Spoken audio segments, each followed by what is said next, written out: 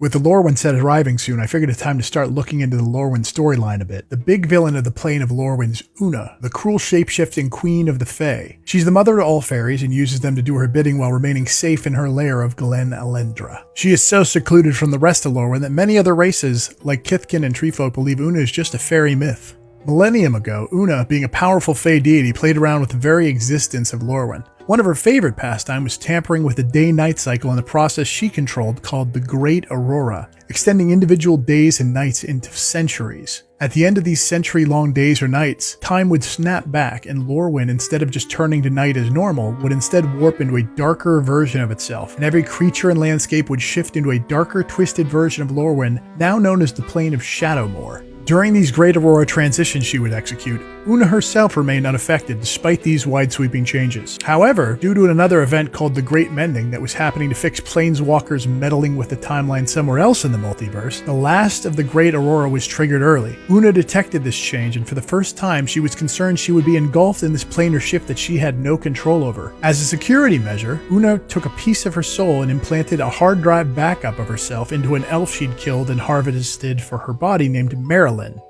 as a way for her to preserve herself in case she was lost in this last uncontrolled Great Aurora. Unfortunately for Oona, this piece of her soul that she forcibly implanted into this corpse did not take properly, and the Maralen vessel became self-aware, believing she was in fact the Queen of the Fae.